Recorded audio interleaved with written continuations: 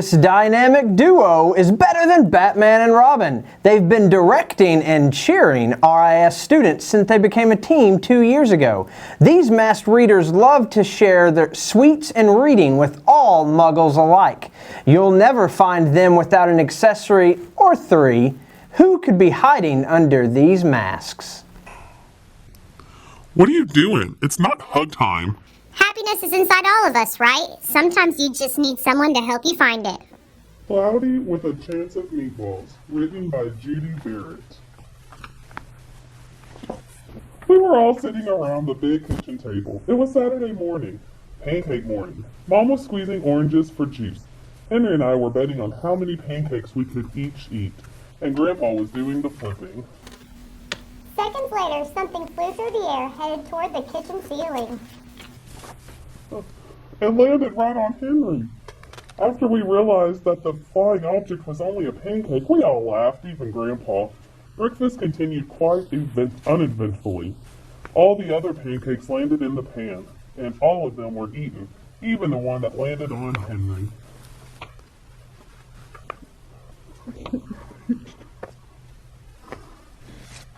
That night, touched off by the pancake incident at breakfast, Grandpa told us the best tall-tale bedtime story he'd ever told. Across an ocean, over lots of huge bumpy mountains, across 3 hot deserts, and 1 smaller ocean, there lay the tiny town of Choose and Swallow. In most ways, it was very much like any other town. It had a main street lined with stores, houses with trees, and gardens around them. A schoolhouse, about 300 people, and some assorted cats and dogs. But there were no food stores in the town of Chew and Swallow. They didn't need any. The sky supplied all the food they could possibly want. The only thing that was really different about Chew and Swallow was its weather.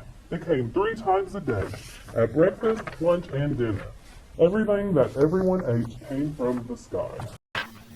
Whatever the weather served, that was what they ate. And it never rained rain, it never snowed snow, and it never blew just wind. It rained things like soup and juice. It snowed mashed potatoes and green peas, and sometimes the wind blew in storms of hamburgers.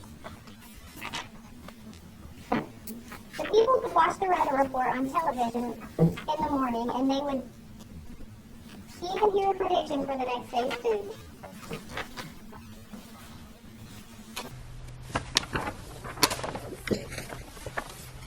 When the townspeople went outside, they carried their plates, cups, glasses, forks, spoons, knives, and napkins with them. That way, they would always be prepared for any kind of weather. If there were leftovers, they usually were, the people took them home and put them in the refrigerators in case they got hungry between meals. The menu varied. By the time they woke up in the morning, breakfast was coming down. After a brief shower of orange juice, low clouds of sunny-side-up eggs moved in, followed by pieces of toast. Butter and jelly sprinkled down for the toast, and most of the time it rained milk afterwards. For lunch one day, frankfurters, already on their roll, blew in from the northwest at about 5 miles an hour. There were mustard clouds nearby. The wind shifted to the east and brought baked beans. A drizzle of soda finished off the meal. Dinner one night consisted of lamb chops, becoming heavy at times with occasional ketchup.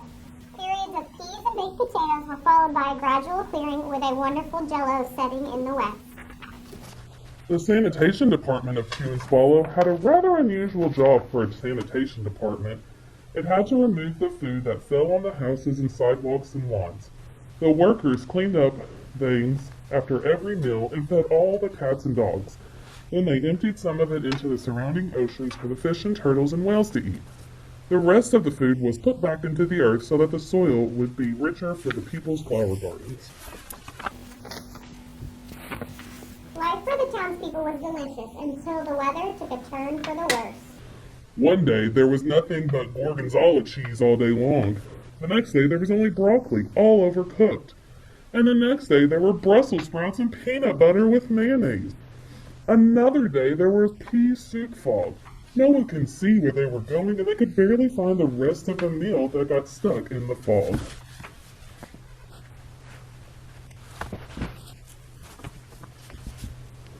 The food was getting larger and larger, and so were the portions. The people were getting frightened. Violent storms blew up frequently. Awful things were happening. One Tuesday, there was a hurricane of bread and rolls all day long and into the night. There were soft rolls and hard rolls, some with seeds and some without. There was white bread and rye and whole wheat toast. Most of it was larger than they had ever seen bread and rolls before. It was a terrible day. Everyone had to stay indoors. Roofs were damaged and the sanitation department was beside itself. The mess took the workers 4 days to clean up, and the sea was full of floating rolls. To help out, the people piled as much bread as they could into their backyards. The birds picked at it a bit, but it just stayed there and got staler and staler. There was a storm of pancakes one morning, and a downpour of maple syrup that nearly flooded the town. A huge pancake covered the school. No one could get it off because of its weight, so they had to close school. Lunch one day brought 15-inch strips of cream cheese and jelly sandwiches. Everyone ate themselves sick, and the day ended with a stomachache. There was an awful salt and pepper wind accompanied by an even worse tomato tornado. People were sneezing themselves silly and running to avoid the tomatoes. The town was a mess. There were seeds and pulp everywhere. The sanitation department gave up. The job was too big. Everyone feared for their lives. They couldn't go outside most of the time. Many houses had been badly damaged by giant meatballs. Stores were boarded up, and there was no more school for the children. So a decision was made to abandon the town of Chew and Swallow. It was a matter of survival.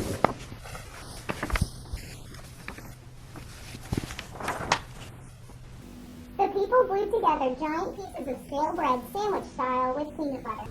Took their absolute necessities with them and set sail on their rafts for new land. After being afloat for a week, they finally reached a small coastal town, which welcomed them. The bread had held up surprisingly well enough for them to build temporary houses for themselves. The children began school again, and the adults all tried to find places for themselves in the new land. The biggest change they had to make was getting used to buying food at a supermarket. They found it was odd that the food was kept on shelves, packaged in boxes, cans, and bottles. Meat that had to be cooked was kept in large refrigerators. Nothing came down from the sky except rain and snow. The clouds above their heads were not made of fried eggs. No one ever got hit by a hamburger again. And nobody dared to go back to Chew and Swallow to find out what had happened to it. They were too afraid. Henry and I were awake until the very end of Grandpa's story. I remember his kiss goodnight. The next morning, we woke up to see snow falling outside our window. We ran downstairs for breakfast and ate a little faster than usual so we could go sledding with Grandpa. It's funny, but even as we were sliding down the hill, we thought we saw a giant pat of butter at the top, and we could almost smell mashed potatoes. The end.